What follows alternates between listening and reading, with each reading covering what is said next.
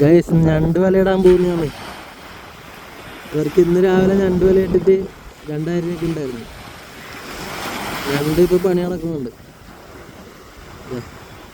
തിരമാലകളെ തോപ്പിച്ചുകൊണ്ട് നമ്മുടെ ചെക്കന്മാരിതാ തുഴഞ്ഞ് അങ്ങോട്ടേക്ക് നീങ്ങി.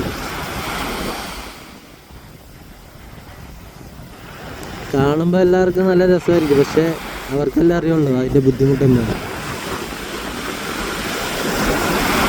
കോട്ടേൻ്റെ ഭാഗത്തേക്ക് പോകും, അവിടെ ഞണ്ട് കൂടുതലായിട്ടുണ്ടാവുന്നു.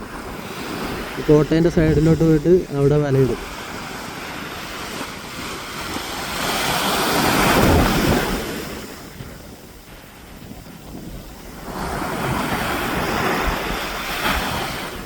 ഇത് നമ്മൾ മലയാളികൾ. ഇവിടെ ഒരു ചെറുക്കൻ ചൂണ്ടയിടുന്നുണ്ട്. ഇവർ ഹിന്ദിക്കാർ. ഇവർ ഭയങ്കര സംഭവമാണ്. രാവിലെ പണിക്ക് പോയിട്ട് വന്നിട്ട് ഇപ്പോൾ ചൂണ്ടയിട്ടിട്ട് നിൽക്കുന്നുണ്ട്.